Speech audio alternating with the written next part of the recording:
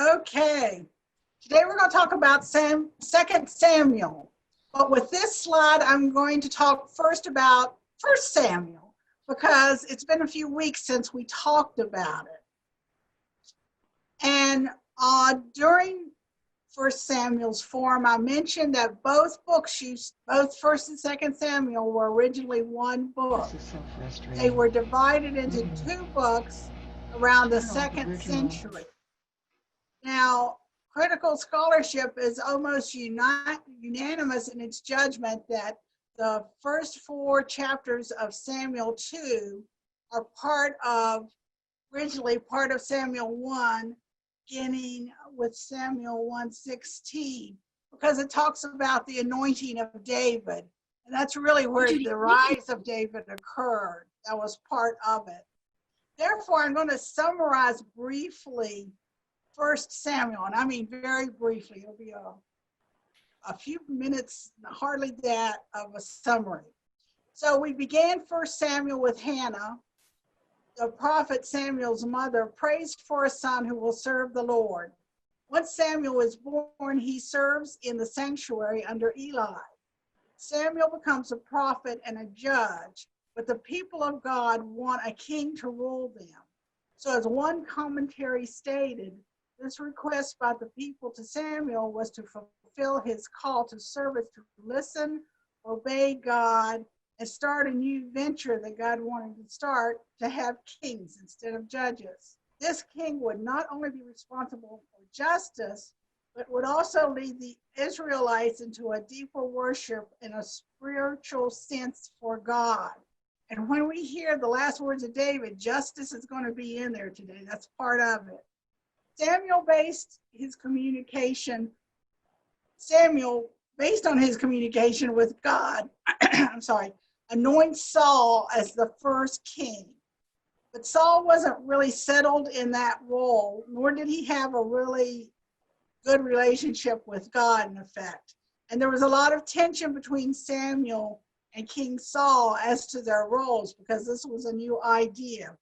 So we're told eventually God rejected Saul as king and told Samuel to anoint another individual. And of course, that was David. At a certain point, we are told that the Spirit of God left Saul, but now rested on David. David went into the service of Saul, yet Saul became jealous of him. Even though David had married Saul's daughter and had a close friendship with Jonathan, Saul's son. Eventually, David became a fugitive from Saul, and at the end of 1 Samuel, both King Saul and his son Jonathan die in battle. In this section, we're going to look at the rise of King David, and we're going to start with Saul's death. And it's interesting that the first book of Samuel began with the birth of Samuel. But in stark contrast, 2 Samuel begins with the death of Saul and Jonathan. With the death of Saul, a new and dangerous phase of David's rise to full kingship begins. The way to the throne is not totally clear, and the path is complete with snares. More important is that David's claim to the kingship with a united Israel and Judah needed to be legitimate and acceptable to the people, which was going to be a hard task for him. David still needs to secure the northern throne from King Saul's remaining son, and to obtain the loyalty, even if somewhat shaky, from both the people of Israel and Judah. During this time, he will establish the city of David, Jerusalem, which with the transfer of the Ark of God to the city will secure his covenant and dynasty. And there's two things I just want to mention here. Be on the lookout for how you're seeing King David in these roles coming up, because the King David I knew as a child and thought was my hero does not become the King David that I see in these stories. So, like I said, the last form on Samuel is that there's no good guy and bad guy. There's a gray, and we'll see that in David. And also, I want to mention that I don't talk a lot about the abuse of women. And there is a bit in these stories, and even in the stories I didn't talk about. and also a lot of killing and battles. So this isn't, I'm giving you the PG version. This isn't what you everything, but it's good to go back and look yourself at the other story. So we're going to start with King Saul's death and David's receiving the report. Then David asked the young man who was reporting to him, "How do you know that Saul and his son Jonathan died?" The young man reporting to him said, "I happened to be on Mount Gilboa, and there was Saul leaning on his spear, while the chariots and the horsemen drew close to him. When he looked behind him, he saw me and called to me. I answered, 'Here, sir.' And he said to me, 'Who are you?' I answered him, 'I am an Amalekite.' He said to me, 'Come, stand over me and kill me, for convulsions have seized me, and yet my life still lingers.' So I stood over him and killed him, for I knew that he could not live after he had fallen. I took the crown that was on his head and the armlet that was on his arm, and I have brought them here to you, my lord." Then David took hold of his clothes and tore them, and all the men who were with him did the same. 2 Samuel 1, 5 through 10. And then we're going to talk a little bit about David's lamentation. Saul and Jonathan, beloved and lovely, in life and in death, they were not divided. They were swifter than eagles. They were stronger than lions. And we see this lamentation in 2 Samuel 1. One scholar notes that the messenger's story contradicts the account in 1 Samuel chapter 31, which states that King Saul fell on his sword and immediately died. Also, it's most likely, they say, that David had already heard of the deaths. Due to David's absence from the battlefield, the death of Saul cannot be attributed to him. In fact, the messenger, by taking credit for the deaths, clears David completely. This messenger does not understand that only God can give the crown to the next king. Therefore, instead of doing David a favor by bringing him Saul's crown and armlet, he incurs his anger. Instead of a reward from David, the messenger is killed. This transfer of power narrative assures David's presumed innocence in the death of Israel's first king. David must have known that politically this paved the way for his kingship. And then in David's lamentation, the interpretation commentary suggests that David's sorrow at the death of Saul and Jonathan was convincing. He grieves for the loss of an Israelite king, for his close friend Jonathan, and for the people of God. In the remainder of this chapter, David intones a lamentation over Saul and his son Jonathan. This verse 23 just gives us a taste of that. And it really reminds us of a liturgy we hear at funerals nowadays, where we talk about the people, the person that's died, and how much we care for them.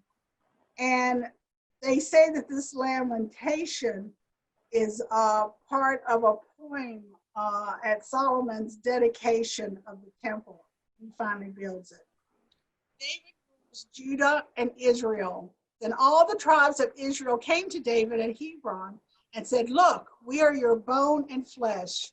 For some time, while Saul was king over us, it was you who led out Israel and brought it in. The Lord said to you, 'It is you who shall be shepherd of my people Israel, you who shall be ruler over Israel.' So all the elders of Israel came to the king at Hebron, and King David made a covenant with them in Hebron before the Lord, and they anointed David king over Israel. David was 30 years old when he began to reign, and he reigned 40 years. At Hebron, he reigned over Judah 7 years and 6 months. And at Jerusalem, he reigned over all Israel and Judah 33 years. 2 Samuel chapter 5. This verses may have you believe that King Saul's death gave David immediate rule over both Israel and Judah. However, that's not true, because Saul had another son. And he first obtained kingship at Hebron, which Judah, by gifts to Judah and in the area in which he had ties by marriage. He built diplomatic bridges to North Gilead by his overture to the people of Japheth and to the kingdom of Geshur in the present-day Golan Heights by a marriage alliance. With this, David set his own kingdom in direct conflict with that of Saul's son, Ishbal, a weak sovereign of the Israelite government. King Ishbal also laid claim to Gilead and Geshur. So war broke out between these two kings. Yet it was each of their top generals who really decided the outcome. King Ishbal was a formidable foe only due to his general, Abner. Abner broke ranks with Ishbal at some point and tried to make a pact with King David. When David's general Joab found out about the agreement, he had Abner killed. Joab wanted no rival within the ranks of King David's warriors. Some commentaries assert that David had more to do with Abner's death than was suggested by the reading. Could he have played the two generals against each other? Because Abner was the effective ruler of Israel, it was his death that signaled disaster for the northern tribes. Yet as long as Ishbal, Saul's son, was king, there was an alternate to merging with David for the northern kingdom. But we are told that the sons of Raymond, a Benjaminite, said that broke ranks with the command of Ishbal, and he killed him. It was believed that they killed King Ishbal in hopes of a reward from David. Instead, like the messenger of King Saul's death, they were killed. Again, by David's response of anger instead of reward, he affirms his innocence of guilt in the death of a king. Whether innocent or guilty in the actions which lead to a combined kingdom, King David now ruled for the time being without any rivals. The founding of Jerusalem. The king and his men marched to Jerusalem against the Jebusites, the inhabitants of the land, who said to David, "You will not come in here, even the blind and the lame will turn you back," thinking David cannot come in here. Nevertheless, David took the stronghold of Zion, which is now the city of David. 2 Samuel chapter 5. David, having united Israel and Judah under his rule, leads an armed expedition to Jerusalem. It's a city located between both the northern and southern kingdom, but belonging to neither. Therefore, it's centrally located and would be acceptable to both of them.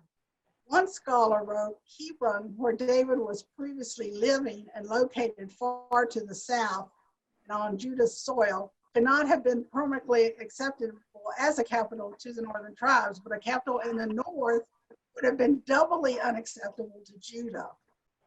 So Jerusalem, centrally located between the sections and within the territory of none of the tribes, offered an excellent compromise. And for the same reasons, the new capital will be a place from which the United Territories could be ruled with relatively little interference from northern or southern factions, especially since the city had been captured by the king and his men. And they talk about in here about you will not come in here, even the blind and the lame will turn you back. Some people see that as saying that they felt that David was his warriors were so less than them that the city felt that even their lame and blind could capture him. But also, some people, there's two other thoughts about it in the scholar's view.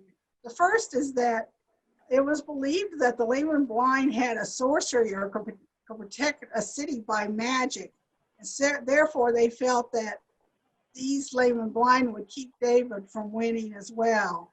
There was also a third concept that David had made an oath to the people of the city quite a while back. And when they made an oath at that time, if the lame and blind were there, they made the oath that they definitely wouldn't change it and he would not attack Jerusalem. So apparently David broke an oath that he had made with the people there. Now, the largest disadvantage with Jerusalem was that it had no religious or historical significance for the Israelites. But David remedied this by bringing the Ark of God to the city. And one interesting scene in the welcoming of the Ark is the admonition by his wife, Michal, that the possession of David was improper. She was King Saul's daughter, which David had married to establish himself within that court. Her public admonition of David, as some scholars state, would indicate a final break with the old order under Saul, where David uses her words to dismiss her. Other scholars see it as a forewarning that when David took Bathsheba, he would have problems. Because it's interesting to note that David's marriages, using that term loosely, because he had a lot of them, had been used to expand his kingdom and to get more land. But David's interlude with Bathsheba, a married woman, would be for his own personal reasons.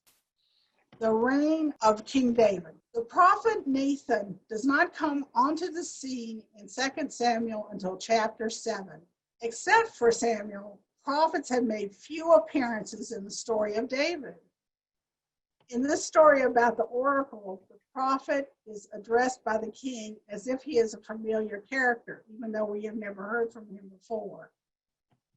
But it's the first time that we've heard David hearing from God through a prophet, because David has seemed to have direct communication with God. Because at times he said, well, God told me this or that. So this is the first time that God has spoke to him through a prophet. We'll see in the parable a new presence of a prophet that marks a new entry point for them into Israelite history. Beginning with Nathan, prophets in pre-exile Israel will be positioned as critics of the monarchy, and they will remain on the scene in that role until the Babylonian exile and beyond. In the story of Absalom we're going to hear, it highlights the fragile nature of David's kingship. It is interesting to note in this section that David is so successful in building an outside home structure for his family that he wants to build one for God. Yet David cannot nurture his internal home and family relationships.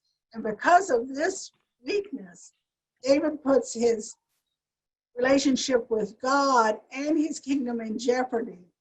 This episode illustrated that a relationship with God is about core personal family and friend relationships as opposed to external outward appearance. First, we're going to look at Nathan's oracle. Now, when the king was settled in his house, the Lord had given him rest from all his enemies around him, the king said to the prophet Nathan, "See now, I am living in a house of cedar, but the ark of God stays in a tent." Nathan said to the king, "Go do all that you have in mind, for the Lord is with you." But that same night, the word of the Lord came to Nathan and said, "Go and tell my servant David, thus says the Lord, are you the one to build me a house to live in? I have not lived in a house since the day I brought up the people of Israel from Egypt to this day, but I have been moving about in a tent and a tabernacle. When your days are fulfilled and you lie down with your ancestors, I will raise up your offspring after you, shall come forth from your body, and I will establish his kingdom. He shall build a house for my name, and I will establish the throne of his kingdom forever." 2 Samuel chapter 7. Two principal themes are part of Nathan's oracle: temple and dynasty. And they're part of the central issues in the larger history of Deuteronomy. The prospect of a central sanctuary arises first in Deuteronomy 12, where it's linked to a promise of security for Israel in the land. Moses assures the people that one day they will be safe from their enemies. God will give them rest, and they will then begin to worship only in the place God will choose. According to the Deuteronomistic interpretation of this passage, the reason that David would not build the temple was apparently that the time was not yet right. God would anoint the place he would worship, and the people would rest during the time of David's offspring. Some commentaries indicate the decision was made because David was a warrior king due to his many battles, and Solomon, who would be considered more of a king of peace, would be granted the building of a temple. One scholar put it, like the monarchy, a sanctuary corresponds to a human rather than a divine need. It is not God who needs a house, but rather it's David who is in need of a house provided by God as a guarantee of rest and stability, not only for the monarchy, but for the people of God. And one of the one of the scholars noticed that around that time, Mesopotamian kings, when they were ruling and they had their own house, they always had a temple project or a temple close by, so they could keep an eye on that part of their kingdom, how they were worshiping their God. And so that may have been part of David's thought on this, that if he did the temple now, it would be close where he's at home. So he would have a little bit of control over the worshiping of God. Also, the interpretation commentary suggests that David proposed the temple out of a mixed act of genuine piety and to legitimize his kingship. Another part of God's action stems from the fact that no dwelling can contain him, and he will not be held in place by any religious arrangement. So God comes and goes at his initiative and will continue to do so. The story of David and Bathsheba occurs before the parable of Nathan. To summarize the tragic story, King David violates the wife of his warrior Uriah. Bathsheba becomes pregnant. To cover up his sin, King David has Uriah killed in battle, and he marries Bathsheba. I don't want to skim over the tragedy in this event because it is great, but today I'm just going to key in into the parable of Nathan. Nathan said, "Now a visitor came to the rich man, but he spared his own flocks and herds to prepare a meal for the traveler who had come to him. And he took the poor man's ewe lamb and prepared it for the meal." David grew very angry with that man and said to Nathan, "As the Lord lives, the man who has done this deserves death." Then Nathan said to David, "You are the man." That's Samuel chapter 12. One part of this scripture that I gave you does not state, but it's important to know, that the poor man's lamb was like family to him. And that's important because Nathan's parable seems to be rooted in tribal custom and law. Apparently, it's permissible for a member of a tribe to take a sheep or goat from his neighbor's flock to serve an unexpected guest. This privilege was accorded, however, only when the host had no stock of his own available. Among the lambs specifically excluded was a sheep that once had been a pet lamb of the family. Seen in this light, Nathan's parable highlights David's crime not only as an instance of theft, but of the abuse of the poor and powerless by the rich and powerful. Again, we see that word justice come in. The king was supposed to uphold the cause of the powerless and prevent such abuse. As king, David is expected to administer justice. As a rich oppressor, however, he subverts justice. In the story of this parable, David, the royal judge, condemns to death David, the rich oppressor. So he's really condemning himself. David, who avoided guilt for death, which led to his accession on the throne, could not evade responsibility for the death which he was directly responsible for. The writer of this story and parable attempts to show his audience that kings are not selfless and can be self-serving. He emphasizes that kings are responsible for their deeds to a higher authority. We are told that the child of David and Bathsheba dies due to David's sin. However, just as important, in the near future, we will see strife within David's household and the death of 2 more of his sons and his daughter. It is thought-provoking that in the chapter which contains Nathan's parable, the first phrase of the chapter is, God regarded the thing David had done as wrong. One can almost feel that a judgment from God is going to occur.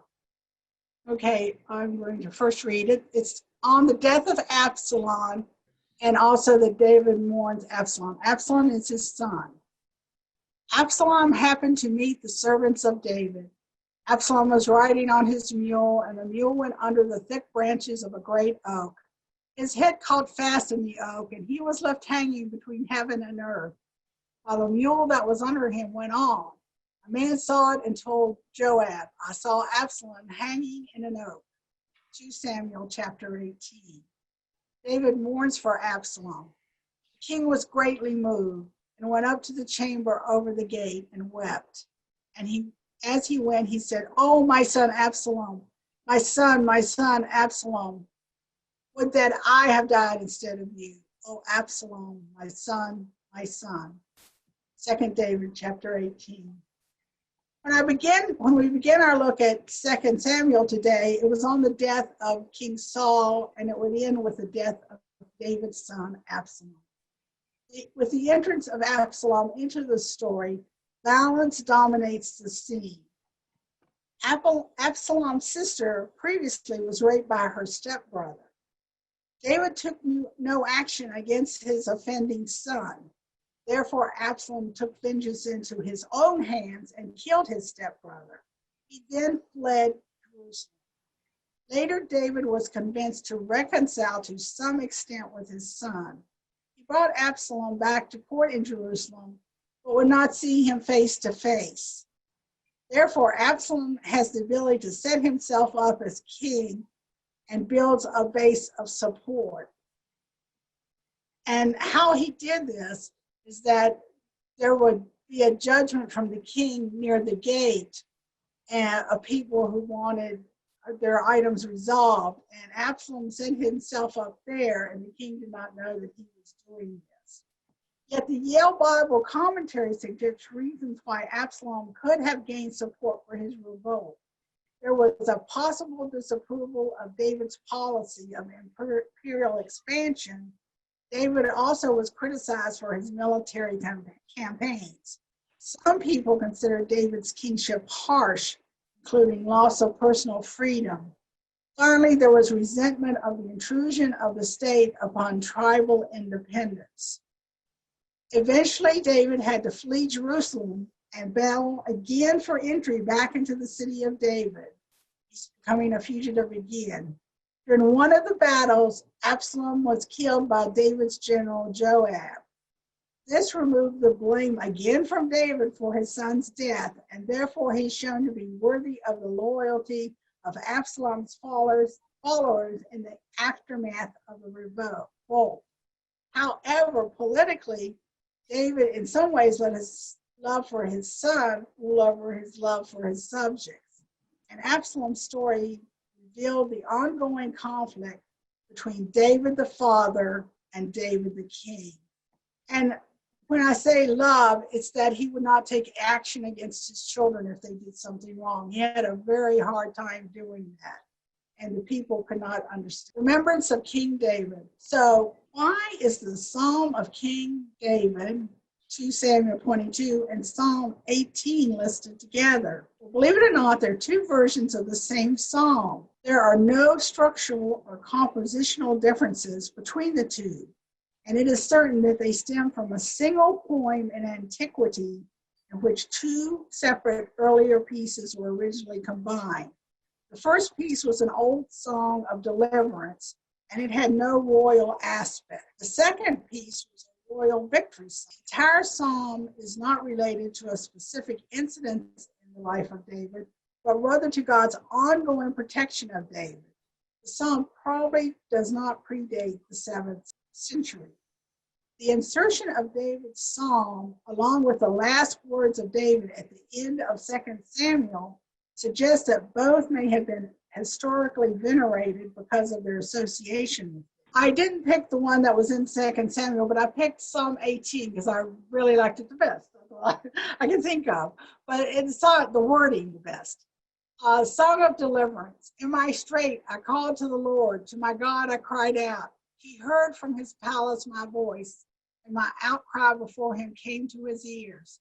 He tilted the heavens, came down, dense mist beneath his feet. In the interpretation commentary, we are told that the opening of the psalm speaks about the work of God and the trust of the speaker in the most intimate terms. These verses are dominated by the pronoun my, claim God as the one who is committed to my well-being.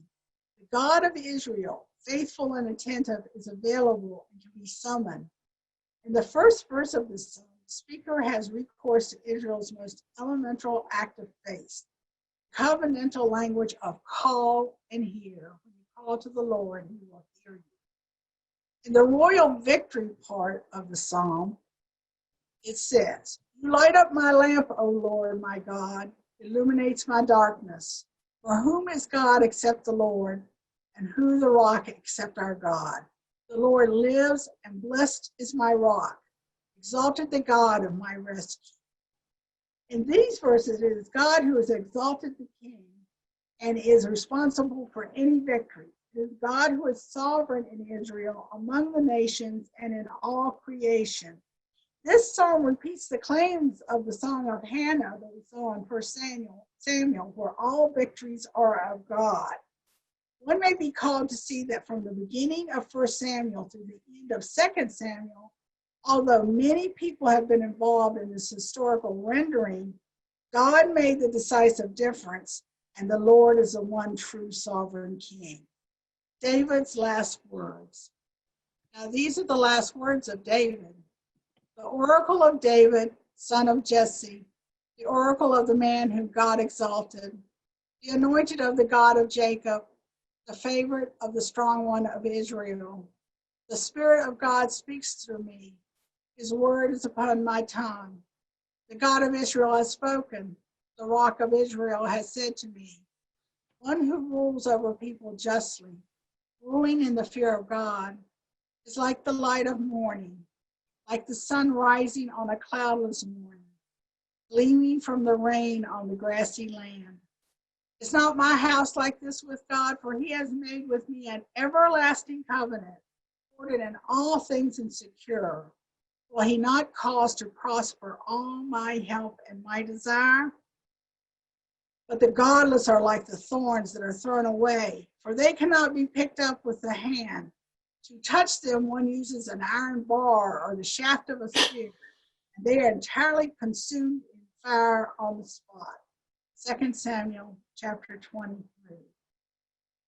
This poem has a four-part structure: an introduction identifying David as a speaker, a wisdom saint extolling the need for a just king, a confirmation of God's perpetual covenant with the house of David, and it threatens to destroy those who are disloyal with David. This reading has an Egyptian flavor. Praise of the shining of the solar king god as a source of vegetative growth and human welfare was commonplace in Egyptian literature. Yet in this Israelite rendition, the just king is one who knows that all life and all power belong to their God. This poem's traditional assignment to David is by no means impossible. Many scholars favor a Davidic date for this poem, and is noted in the New Collegial Commentary. 1 Samuel 2:10 proclaimed earlier, the Lord will judge the ends of the earth. He will give strength to his king and exalt the horn of his anointed. David's last words speak of God's determination to choose an anointed one as his instrument for well-being in Israel. The monarchy is ultimately related to God as the concrete manifestation of God's will to establish justice in the world. God has established the monarchy to mediate that justice into the life of Israel. Well, to conclude, David doesn't die at the end of 2 Samuel. He dies in 1 Kings. And in the opening of 1 Kings, they focus on David's last days, not his last words. And also they focus on the issue of succession because of the fact that even though Solomon becomes king, there's others that still aspire to the kingship of Israel. Now, this information you got in your handout if you printed it out from the e-notes. First, with a different comment, I just want to mention just a few things about them. The first commentary, the anchor one, has great notes on different words and why they are put into 2 Samuel. And it's the easiest to read of all of them. Interpretation commentary, the second one, it's good in the fact that it puts sections together of the story that may cross across chapters. So you get more of a feel for that. The New College Field Bible commentary, which I didn't have in the last one for 1 Samuel, had very good notes on 2 Samuel, and it also has reflection questions. David's truth in Israel's imagination and memory. I put that in there because I'd gotten it and I read it, but it's really, I didn't have anything in my talk about it because it really goes into the tribal truth and the truth of a kingship. And it was a little bit above my understanding, but I think if you're interested in the tribal relationships and how they worked with the kingship, you would enjoy this book. Again, I use Robert Alter to read the entire book with because he has good footnotes. And the last book is a brand new book out in 2020. And I really liked it because in this road to kingship, the author puts the whole story of 1 and 2 Samuel into scenes. And so to give you an idea, in the part where David establishes Jerusalem, the scene is titled Act 2, Scene 1, A Throne in a City, subtitle, It Was a Smart Choice. So it's a very interesting but good and readable book and enjoyable. These again were in your e-note to have. I just want to mention something. On the first question I said, did David really unite Judah and Israel? And everything I read, we're not sure that it wasn't more than a temporary alliance. And we're not sure that he really united them. So I think that's something you need to think about. Do you really think that they were united at that part, or maybe Solomon actually united them? And then a prophet and king relationship, because Saul's relationship with Samuel was much different than David's relationship with Nathan. So it's good to see how that was different. The Lord changes plans for a temple. I think this is a good thing to think about. God's future presence among his people. How important was the temple? Was it just needed for the people, or did God really want the temple? And then how does David's faith mirror ours in any way? It's interesting to take a story, which I'll talk about in the next question, and relate it to yourself and think, how would I have done this compared to King David based on my beliefs of God? Because David did certain things, I feel, based on his beliefs with God, but also on his best interest. And so it gives you a chance to mirror image what you would have done maybe instead of what he did. And the last one, and I hope you had a chance to, and thank you, Joe, for putting the link on the e-news to take a look at David's last words in music. It's quite frankly, the first time I had ever heard his last words was when I was in high school and we had to learn this song. And I think it's the most beautiful song we ever learned. So I hope you get a chance to listen to that on YouTube and see if you think David's reign really reflects what he said in his last word. So that ends my forum.